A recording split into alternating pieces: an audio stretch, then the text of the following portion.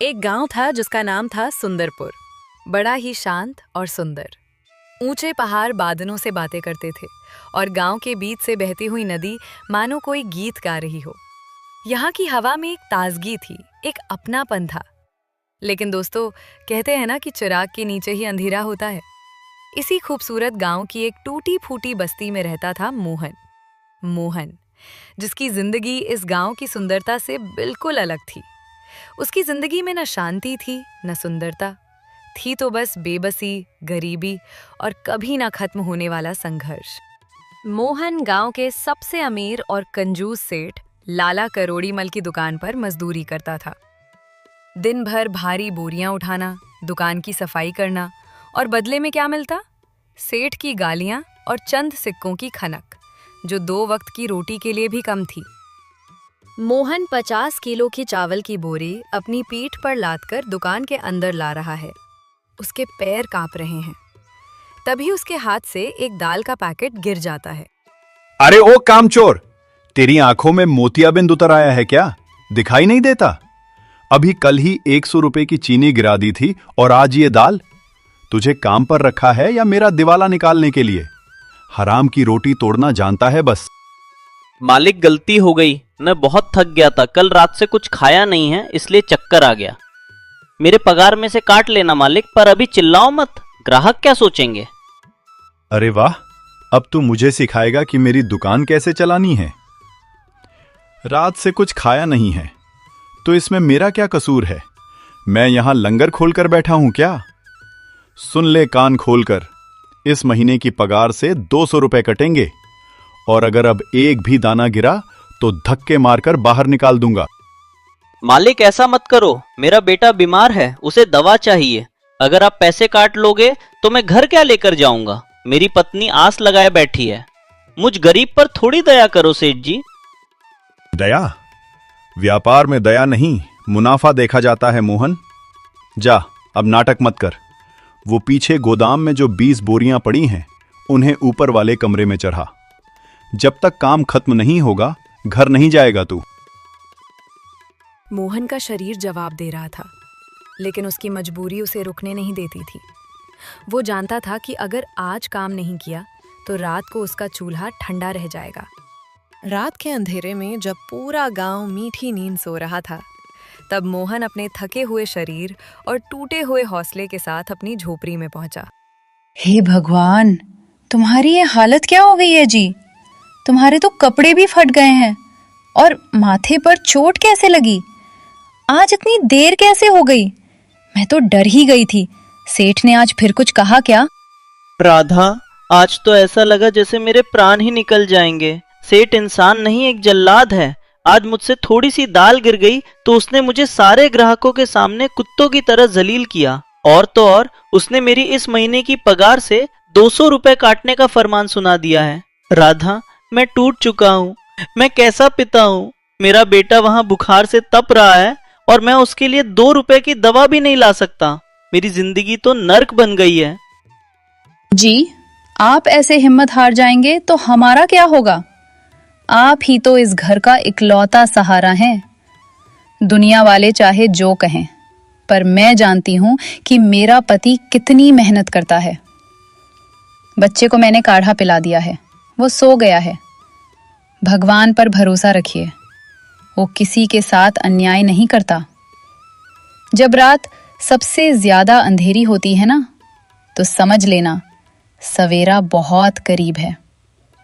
कल का दिन जरूर कोई नई उम्मीद लेकर आएगा। काश तुम्हारा कहा सच हो जाए राधा, क्योंकि अब इस जिल्लत की जिंदगी से मैं आजिज आ चुका हूं। मुझे कोई ऐसा रास्ता चाहिए जो हमें इस गरीबी के दलदल से बाहर निकाल सके। कोई तो रास्ता। अगले दिन दोपहर के समय लाला करोड़ीमल ने मोहन को अपने घर महीने भर के राशन का सामान छोड़ने के लिए भेजा। मोहन अपनी पीठ पर बोरा लादे जब सेठ के घर पहुंचा, तो वहां का नजारा देखकर उसकी आंखें फटी की फटी रह गईं। बाहर की झुलसाती धूप के विपरीत अंदर एक अलग ही दुनिया थी। मम्मी, बहुत जोर की भूख लगी है, जल्दी लाओ ना, मेरा फेवरेट कार्टून शुरू होने वाला है। मुझे कुछ टेस्टी खाना है। बस आ गई बेटा, लो तुम्हारी फेवरेट मैगी, तुम्हारी मम्मी ने सिर्फ 2 मिनट में बना दी है। खाओ और बताओ कैसी बनी है। मोहन छिपकर दरवाजे के पीछे से देखता है। बच्चे उस पीले रंग के घुंघराले नूडल्स को कांटे से बड़े चाव से खा रहे हैं। उसमें से उठने वाली मसालों की शानदार खुशबू मोहन की नाक तक पहुंचती है। उसके पेट में भूख से चूहे कूदने लगते हैं। हे भगवान, ये क्या जादुई चीज है, पीली पीली लंबी सवैयां जैसी। और मालकिन ने अभी क्या कहा, सिर्फ 2 मिनट में बन गई। हमारे घर में तो सूखी दाल गलने में ही पूरा 1 घंटा लग जाता है और लकड़ी का धुआं अलग आंखें फोड़ता है। और ये बच्चे इसे कितनी खुशी से उंगलियां चाट चाट कर खा रहे हैं। अमीर लोग इसे मैगी कहते हैं।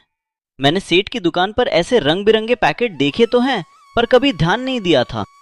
मोहन सामान फर्श पर रखकर दबे पांव रसोई के पास जाता है। वहां कूड़ेदान में मैगी के 3 खाली पैकेट पड़े थे। मोहन डरते डरते एक पैकेट उठा लेता है और उस पर छपी तस्वीर को बहुत गौर से देखता है।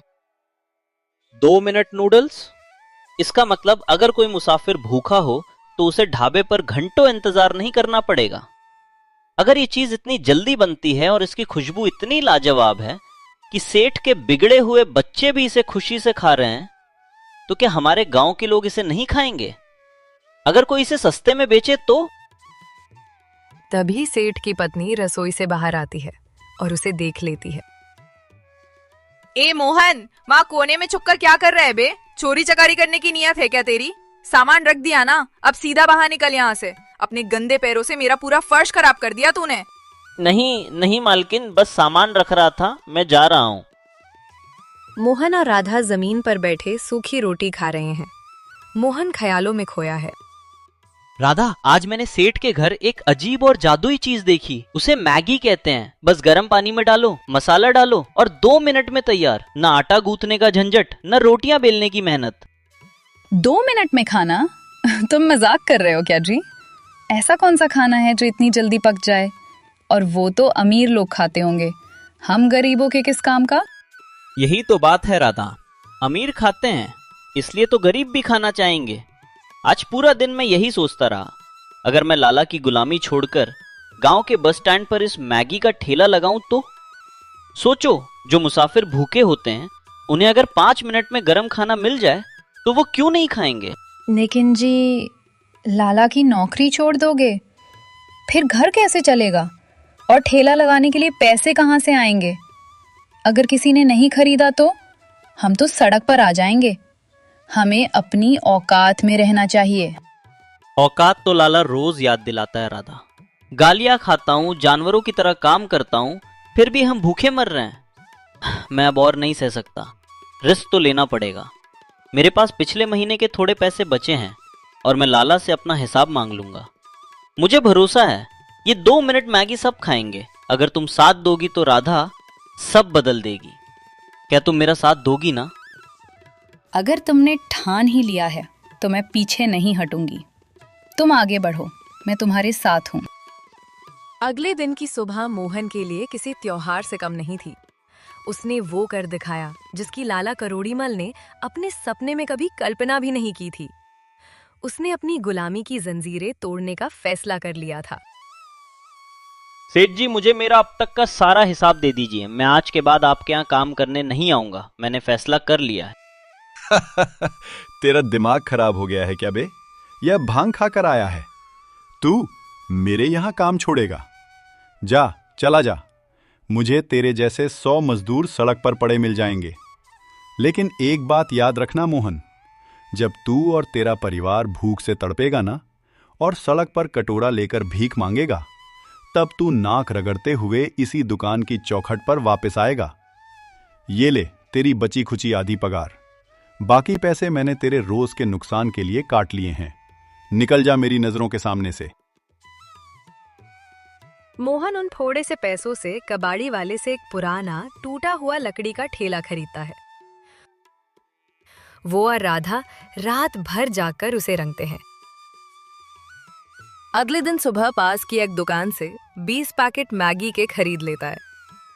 उसने ठेले के सामने एक सुंदर सा बोर्ड लगाया जिस पे लिखा था मोहन का मैगी पॉइंट, सिर्फ 2 मिनट में स्वाद का जादू। सुबह का समय है। मोहन ठेले पर पूरी तैयारी के साथ खड़ा है। चूल्हा जल रहा है, मैगी उबर रही है और उसमें से बहुत ही शानदार खुशबू उड़ रही है। लेकिन गांव के लोग उसे बहुत ही अजीब और शक्की नजरों से देख रहे हैं। अरे भाई रामू, ये देख, ये मोहन लाला की नौकरी छोड़कर यहाँ क्या पका रहा है? ये तो बिल्कुल पीले केंचुओं और कीलों जैसा दिख रहा है। राम राम राम। हाँ यार, पता नहीं क्या शहर की नई बीमारी उठा लाया है हमारे गांव में। अपनी घर की शुद्ध रोटी सब्जी और समोसे कचौड़ी छोड़कर ये विदेशी मेंढक का खाना कौन बेवकूफ़ खाएगा। चलो चलो भाई, यहाँ से चलो, कहीं धर्म भ्रष्ट न हो जाए। मोहन उनकी बातें सुनकर थोड़ा उदास होता है, पर फिर जोर से आवाज लगाता है। आओ भाई आओ, शहर का मशहूर और सबसे स्वादिष्ट खाना, गर्मा गर्म मसालेदार मैगी। एक बार खाओगे तो बार बार खाने आओगे। सिर्फ 10 रुपए में अपनी भूख मिटाओ। मोहन आवाज लगाता रहा, लेकिन सुबह से दोपहर और दोपहर से शाम हो गई। एक भी ग्राहक उसके ठेले पर नहीं आया। कोई उसे पागल कहता तो कोई उसका मजाक उड़ाता। उसकी बनाई हुई मैगी बर्तन में ठंडी होकर खराब हो गई। मोहन थक कर और निराश होकर सड़क पर बैठ गया। उसके आंसू छलक पड़े। हे भगवान, क्या राधा ने सही कहा था? गांव के लोग कोई भी नई चीज आसानी से नहीं अपनाते। सब मेरा मजाक उड़ा रहे हैं। आज मेरी पूरी कमाई डूब गई। क्या मैंने नौकरी छोड़कर अपने पैरों पर कुल्हाड़ी मार ली है? कल मैं राधा और बच्चों को क्या मुंह दिखाऊंगा? तभी मोहन को एक विचार आता है। उसने सालों से गांव वालों को देखा था। उसे पता था कि गांव के लोग मेले में मुफ्त की चीज के पीछे कैसे भागते हैं। उसे पता था कि बस एक बार किसी भी तरह ये स्वाद लोगों की जुबान पर लगना चाहिए। रोने से कुछ नहीं होगा मोहन। अगर ये लोग नया खाना समझकर पैसे खर्च करने से डर रहे हैं तो मुझे इनका ये डर निकालना होगा। मुझे इन्हें इसका स्वाद चखाना होगा, चाहे मुझे अपनी जेब से ही क्यों ना खिलाना पड़े। अगली सुबह का सूरज मोहन के लिए एक नई उम्मीद की किरण लेकर आया था। कल की मायूसी को पीछे छोड़कर आज मोहन सुबह सुबह ही गांव के मुख्य चौपाल पर अपना ठेला लेकर पहुंच गया। उसने ठान लिया था कि आज वो हार नहीं मानेगा। सुनो सुनो सुनो मेरे गांव वालों, खेत जाने वाले किसान भाइयों और स्कूल जाने वाले बच्चों, आ जाओ। आज तुम्हारे अपने मोहन मैगी वाले के ठेले पर अगले सिर्फ 1 घंटे के लिए शहर की सबसे मशहूर और स्वादिष्ट मैगी बिल्कुल मुफ्त मिल रही है। हाँ, आपने बिल्कुल सही सुना, एक भी पैसा नहीं लगेगा। अपनी जेब में हाथ मत डालो, बस अपना हाथ आगे बढ़ाओ और इस नए स्वाद का मजा लो। आ जाओ बच्चों, आ जाओ काका। मुफ्त का खाना, वो भी बिना किसी शर्त के। ये सुनकर गांव वालों के कान खड़े हो गए। जो लोग कल दूर से मजाक उड़ा रहे थे, वो भी मुफ्त का नाम सुनकर और हवा में तैरती उस लाजवाब खुशबू से खिंचे चले आए। अरे हटो भाई, मुफ्त का मिल रहा है तो चक्कर देखने में क्या हर्ज है। लाओ ए मोहन भाई, पहली प्लेट मेरी लगा। देखें तो सही, तूने ये कौन सा नया विदेशी खाना बनाना सीखा है? अरे बाप रे बाप भाई, ये क्या गजब चीज़ है। उफ, क्या स्वाद है। एकदम स्वादिष्ट, नमकीन और चटपटा, और वो भी इतना गरम। कसम से ऐसा स्वाद तो मैंने अपनी ज़िंदगी में कभी नहीं खाया। मज़ा आ गया मोहन भाई। ये ले 10 रुपए, 1 प्लेट और लगा मेरे लिए। अरे नहीं रामू भाई, मैंने कहा ना 8 से 9 बजे तक सब मुफ्त है। आज सिर्फ स्वाद का मजा लो, पैसे कल दे देना। रामू की ऐसी जबरदस्त प्रतिक्रिया देखकर और उस खुशबू को महसूस करके वहां खड़ी पूरी भीड़ बेकाबू हो गई। बच्चे, बूढ़े, खेत जाते किसान सब ठेले पर टूट पड़े। मोहन की वो 1 घंटे वाली तरकीब पूरी तरह से काम कर गई। लोग शुरुआत में सिर्फ मुफ्त के लालच में आए थे, लेकिन देखते ही देखते सिर्फ 45 मिनट में मोहन के ठेले का सारा सामान और मैगी के पैकेट खत्म हो गए। लोग अपनी उंगलियां और कटोरियां चाटते रह गए। जिसने भी खाया वो मोहन की तारीफ करते नहीं थक रहा था। बस उस एक दिन के बाद मोहन की किस्मत पूरी तरह बदल गई। अगले दिन से गांव वाले रोज खुशी खुशी पैसे देकर उसकी 2 मिनट मैगी खाने आने लगे। रोज ठेले पर ग्राहकों की भीड़ बढ़ती गई और मोहन की कमाई भी बहुत अच्छी होने लगी। उसकी एक छोटी सी समझदारी और हिम्मत ने उसकी गरीबी को हमेशा के लिए खत्म कर दिया था और अब वो अपने परिवार के साथ एक खुशहाल जिंदगी जीने लगा।